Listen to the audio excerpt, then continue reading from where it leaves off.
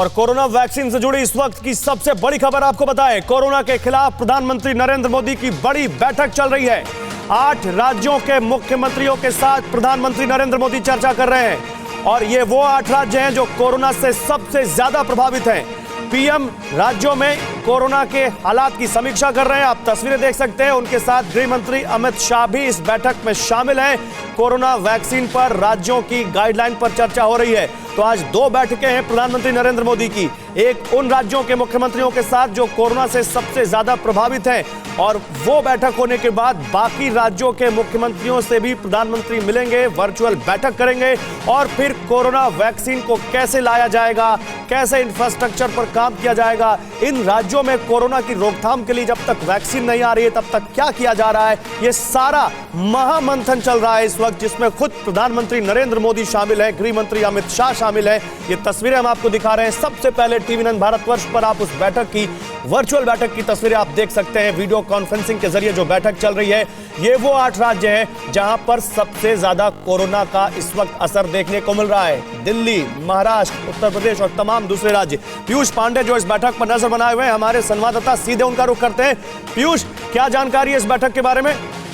Cabinet secretary और नीति आयोग के जो हेल्थ के सदस्य हैं वीके पॉल साहब, वो भी मौजूद हैं और प्रधानमंत्री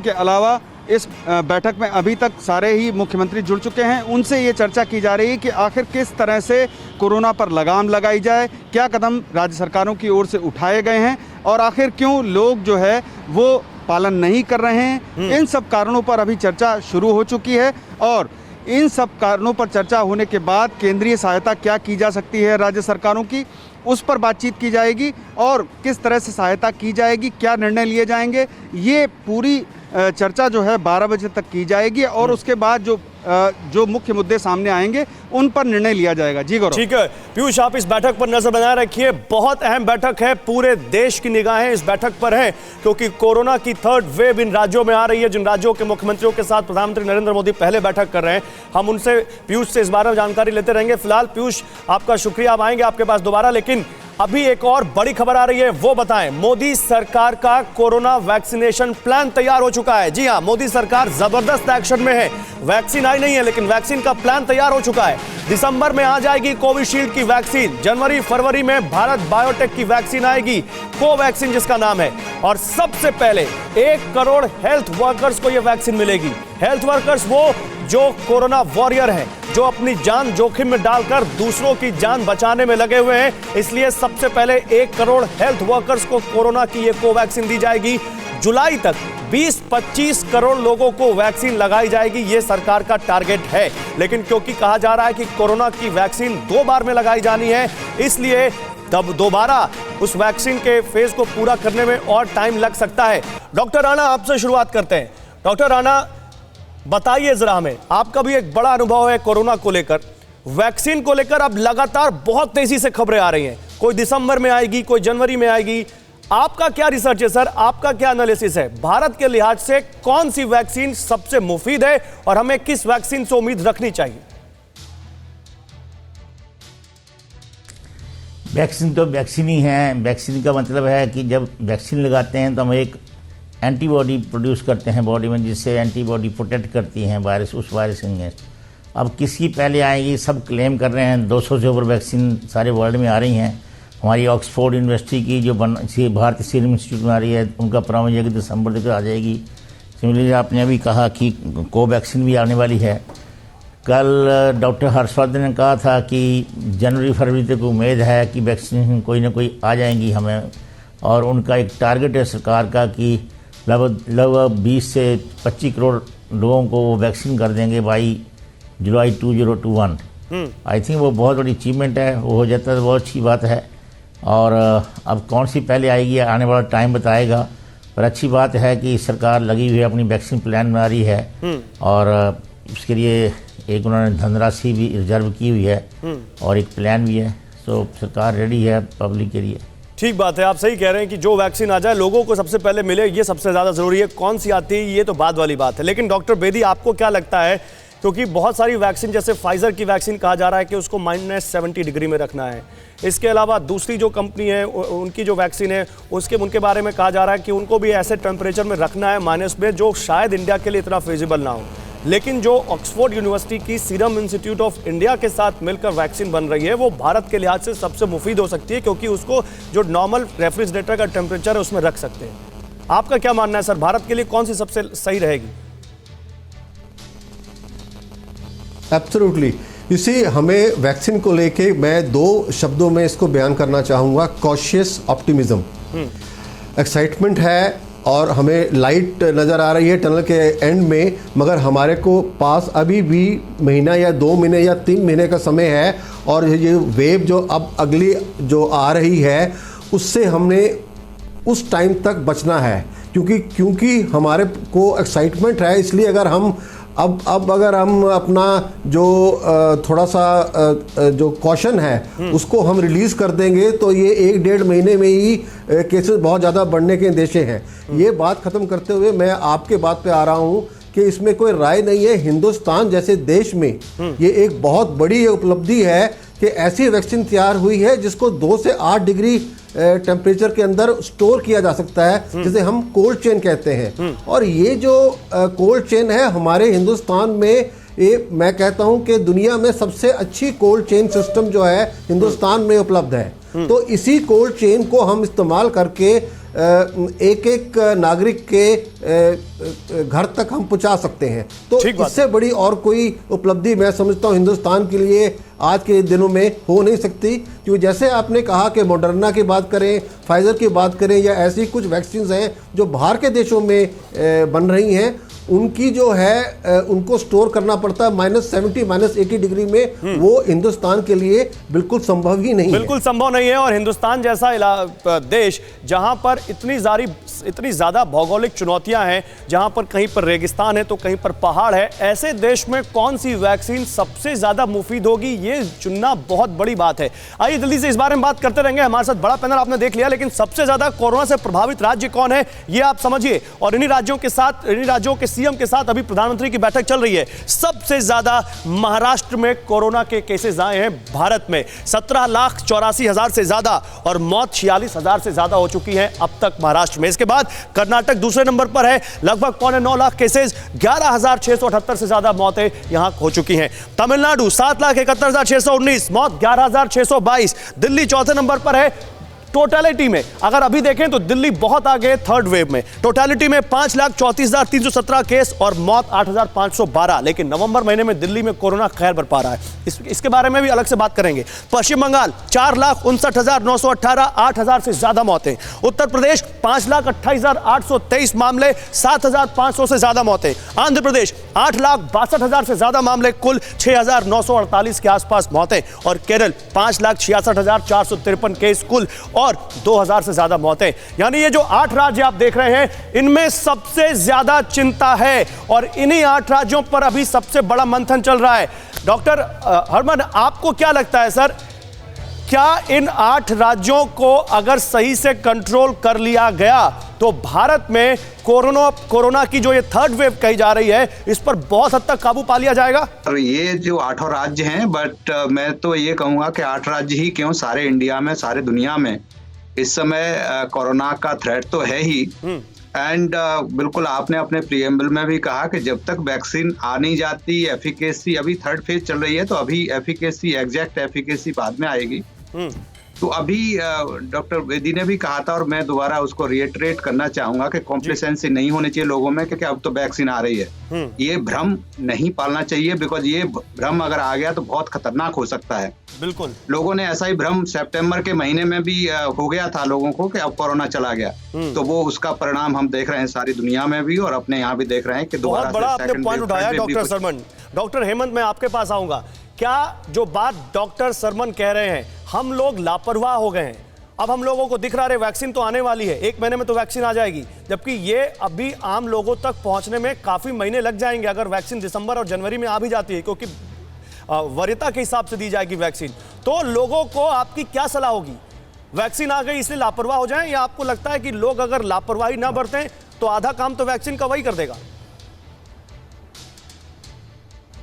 नहीं, बिल्कुल सही कहा आपने कि लोगों में काफ़ी दिक्कत हो रही है। उनमें देखा है कि ये जब भी त्यौहार के सीज़न होते हैं तभी लोग भीड़ भाड़ करते हैं, बाज़ार में जाते हैं, मंदिरों में जाते हैं, गुरुद्वारा में जाते हैं। तो हमें एक महत्वपूर्ण काम करना है कि हमें इस जगह जाना नहीं चाहिए जहाँ भीड़ हो, काफ़ी भीड़ हो। बाज़ार में नहीं जाना चाहिए। और जब भी हम बाज़ार में जाते हैं या मंदिर में जाते हैं या मस्जिद में जाते हैं, वहाँ हमें हाथ की सावधानी रखनी है, हाथ को सैनिटाइजेशन रखने की काफ़ी ज़रूरत है। हमें मास्क तो बिल्कुल निकालना नहीं चाहिए। हम 6 फुट की दूरी रखें फिर भी मास्क पहनने की ज़रूरी काफ़ी होती है। और हम ये सब अगर 3 चीज़ का ख्याल रखते हैं तो मरीज़ों के इजाफे काफ़ी कम हो जाएंगे। कोरोना की वैक्सीन तो आती रहेगी, लेकिन कोरोना की वैक्सीन का मतलब ये भी नहीं हुआ कि हम सिर्फ वैक्सीन ले और चुपचाप घर में बैठे और चुपचाप बाहर घूमते रहें। बहुत बड़ी बात कही आपने। मैं इसी सवाल को लेकर डॉक्टर राणा के पास जाऊंगा। डॉक्टर डीएस राणा, क्योंकि आप दिल्ली से हमें ज्वाइन कर रहे हैं, दिल्ली का बहुत बड़ा अस्पताल गंगाराम जहां पर कोरोना मरीजों का इलाज होता है। सर, मुझे एक बात बताइए, आपके अस्पताल में भी एकदम से दिवाली के बाद या दिवाली से के इस महीने में भीड़ बढ़ी होगी कोरोना के मरीजों की, या पिछले 1 महीने में आपका कोई एनालिसिस है आखिर दिल्ली में केसेस इतने क्यों बढ़ गए एकदम से? इसमें कोई शक नहीं है कि पिछले 3-4 हफ्ते में दिल्ली में बहुत ज़्यादा केस बढ़ गए। हमारे तो सारे हॉस्पिटल, चाहे प्राइवेट चाहे गवर्नमेंट में, प्राइवेट हॉस्पिटल बिल्कुल फुल हो गए हैं, specially ICU beds and non ICU also. And Delhi government ने बहुत से आईसीयू बेड भी क्रिएट किए हैं। और इसका मुख्य कारण तो यही था कि एक प्रदूषण बढ़ गया था, दूसरा त्यौहार दशहरा आया, फिर दिवाली आई, और तीसरा जो सबसे बड़ी इम्पोर्टेंट चीज़ है कि लोगों में जो सितंबर के बारे की बात की गई, सितंबर में काफ़ी भविष्यवाणी थी डॉक्टरों की, कई पंडितों की कि नहीं सितंबर में जो ख़त्म हो जाएगा उसके बाद कोरोना नहीं रहेगा। तो उससे लोगों ने ढील कर दी। और मैं यही फिर दोबारा गुजारना चाहता हूं कि लोग सोच रहे हैं कि वैक्सीन आ जाएगी तो शायद संजीवनी बूटी आ जाएगी। वैक्सीन क्या, लोगों को जब वैक्सीन के बारे में नहीं पता था तब भी सर लापरवाही बरत रहे थे। आपने बहुत सही बात कही, लोग सबसे ज्यादा जिम्मेदार हैं। डॉक्टर एस एस अग्रवाल, आपको क्या लगता है? वैक्सीन के बाद नहीं करें। डॉक्टर श्रुति गौरा, मैं आपके पास आऊंगा यही सवाल लेकर। क्या हम लोग वैक्सीन करके अपनी जान खतरे में डाल रहे हैं, क्योंकि वैक्सीन आने में तो अभी टाइम है? डाल रहे हैं जान, वैक्सीन आ रही है, ये बहुत अच्छी न्यूज है and we all are welcoming that step. पर जो हम लोग 8 से 9 महीने तक हम लोगों ने जो प्रिकॉशंस ली, हम वो सब भूल गए कि अब वैक्सीन आ रही है। फेस्टिविटीज आई तो सब भूल गए, सब लोग मार्केट प्लेस में हो गए, वेडिंग सीजन आ गया तो सब लोग, तो ये एक सेल्फ इन्वाइटेड चीज है। हम लोगों ने खुद ही इसको इग्निशन दिया है। जो सिचुएशन हमने कंट्रोल कर लिया था, इंडिया ने इतनी ह्यूज पॉपुलेशन होने के बाद भी चीजें कंट्रोल में थी, but suddenly out of the sudden ये सब चीजें इग्नाइट ऑफ हो गई, स्पार्क हो गई, सब लापरवाही बरत रहे हैं। डॉक्टर अजय बहादुर अगर हमें ज्वाइन कर चुके हो तो डॉक्टर अजय, आपसे मेरा यह सवाल है, हम लोग लगातार, हम भी अपने चैनल पर भी, आप लोग भी अपने हिसाब से लोगों को जागरूक करते रहते हैं, लेकिन उसके बावजूद लोगों में लापरवाही हमें देखने को मिली है। अच्छा, डॉक्टर अजय बहादुर से संपर्क नहीं हो पाया। डॉक्टर प्रकाश सिन्हा, यही सवाल लेकर मैं आपके पास आता हूं। सर, जरा बताइए लोगों का जो इस वक्त मेंटल स्टेटस है। ये बात तो है कि सभी घर में बैठकर लॉकडाउन के समय और अभी भी कहीं ना कहीं इरिटेशन तो लोगों के अंदर है। हर कोई अपने घर से बाहर निकलना चाहता है, नॉर्मल लाइफ जीना चाहता है, लेकिन उन लोगों के लिए क्या सलाह होगी आपकी कि कोरोना वैक्सीन आने में तो फिलहाल टाइम है, अभी क्या सलाह होगी उन लोगों की? लोगों में इरिटेशन तो होती है कि कब तक ये चलेगा, बट ये लोग को समझना चाहिए ये भी 4-5 महीने और चलेंगे।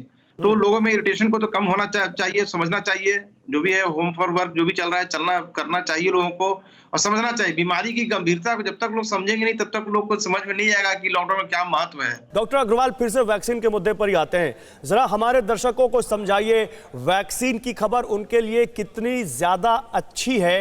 हमको मालूम करना पड़ेगा कि कौन सी सेफ्टी वैक्सीन से और इफेक्टिवनेस ऑफ द वैक्सीन। फिर दूसरा चीज़ हो जाती है कि भारतवर्ष की जो पूरा का पूरा एक भौगोलिक स्थिति है, उसके अनुसार हम वैक्सीन को एंड पॉइंट तक ट्रांसपोर्टेशन कैसे कर पाएंगे। तीसरा हो जाता है कि हम वैक्सीन को प्रिजर्वेशन कैसे करेंगे, उसको प्रिजर्वेशन के लिए हमको किस प्रकार के साधन अपनाने पड़ेंगे।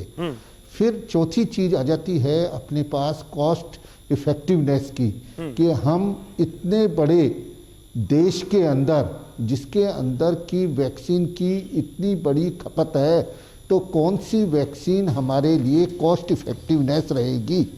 और इसके बाद के अंदर जो हमारे आवश्यक है, जिसके कारण कि लोग बाग एक ऐसा सब जगह ओरिएंटेशन बन चुका है पिछले 6 महीने से कि वैक्सीन तुरंत आने वाली है, और वैक्सीन आ गई तो हम सब बिल्कुल पूर्ण रूप से अमर हो जाएंगे कोरोना के कारण।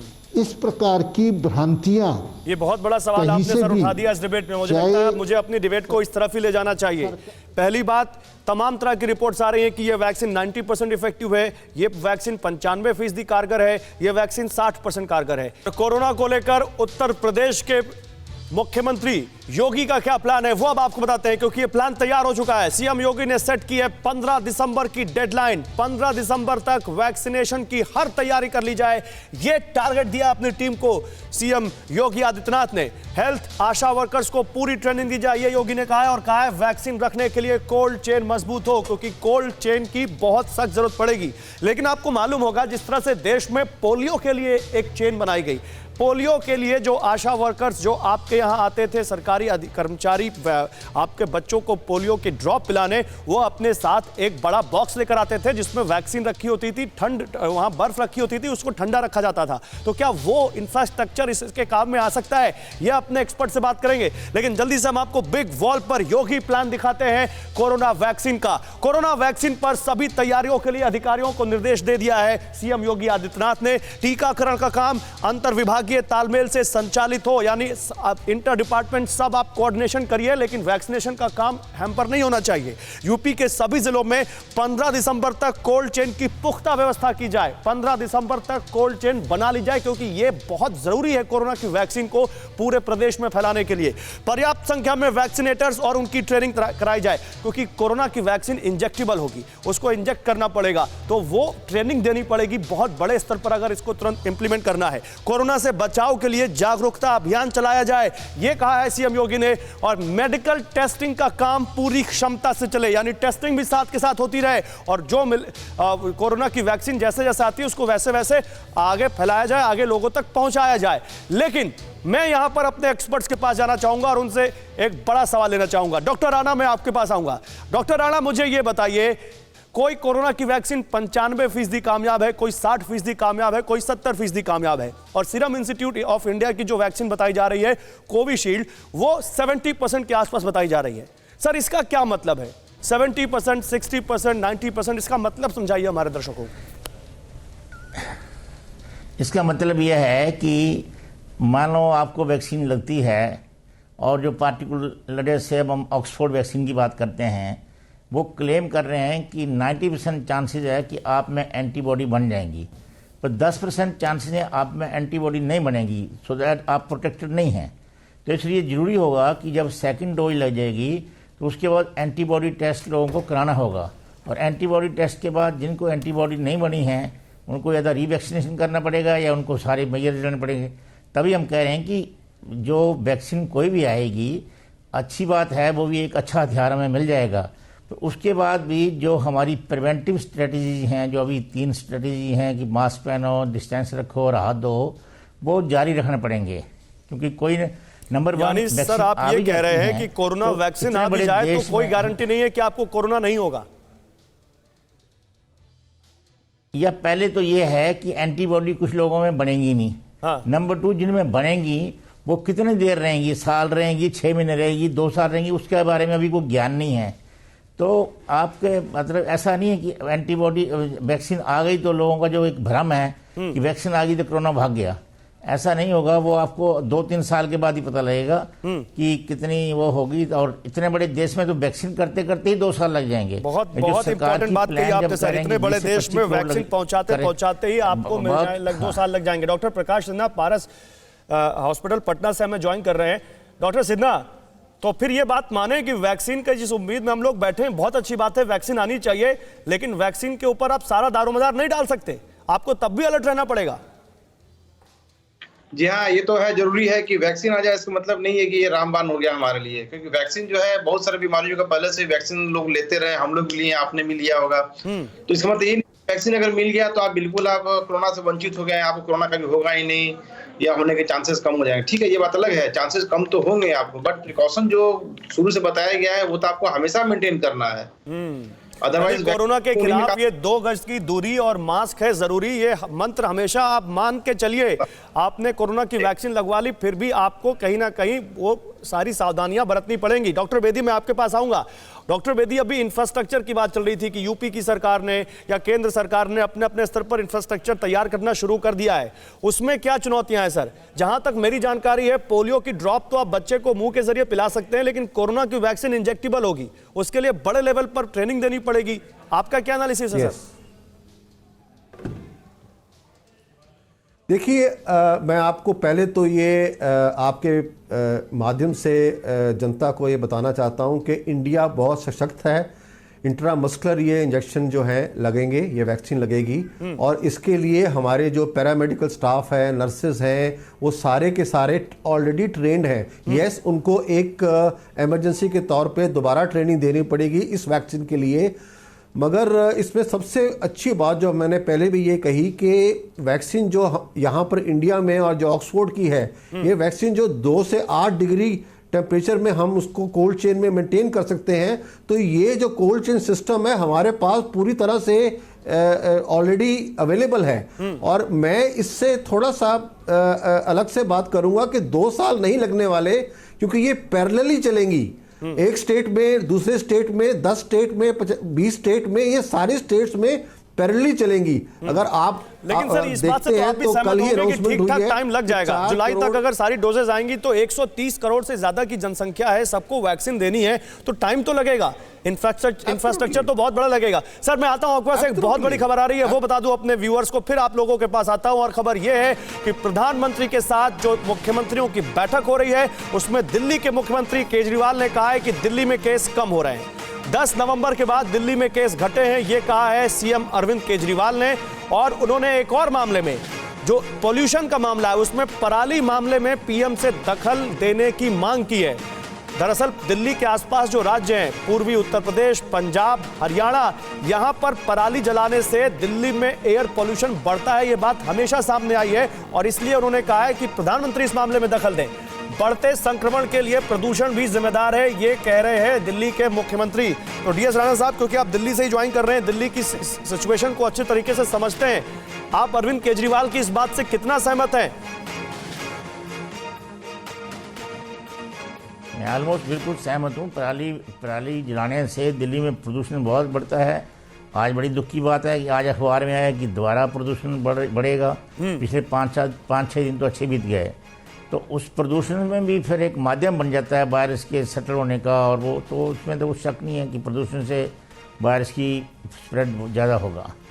अब प्रदूषण में पराली का रोल तो है ही है दिल्ली के, इसमें तो कोई शक ही नहीं है कि जो वेस्टर्न यूपी और हरियाणा, पंजाब में जो पराली जलाई जाती है, अब हम सुन रहे हैं कि दिल्ली में तो थोड़ी सी खेती वाली ज़मीन है जहाँ केजरीवाल जी ने प्रबंध किया है, पानी जला के उसकी खाद बना रहे हैं। वैसा ही पंजाब और हरियाणा में सब जगह हो जाए तो अच्छा हो जाएगा। ठीक है सर, मैं आता हूं आपके पास। डॉक्टर हेमंत देशमुख, मैं आपके पास आऊंगा। डॉक्टर हेमंत देशमुख, फिर से वैक्सीन वाला ही सवाल। ठीक है, दिल्ली के सीएम का क्या व्यू है, धीरे धीरे अलग अलग राज्यों के सीएम के व्यूज आएंगे, मैं बताऊंगा अपने व्यूअर्स को। लेकिन सर, तो फिर आप क्या सलाह देंगे? वैक्सीन के लिए इंतजार तो करना ही है, लेकिन उसके अलावा और कौन सी सावधानियां बरतनी है? अच्छा, ये जो वैक्सीन आने वाली है उसका मतलब तो ऐसे नहीं होता है कि हम हैंड सैनिटाइजेशन भूल जाए, मास्क पहनना भूल जाए या सोशल डिस्टेंसिंग रखना भूल जाए।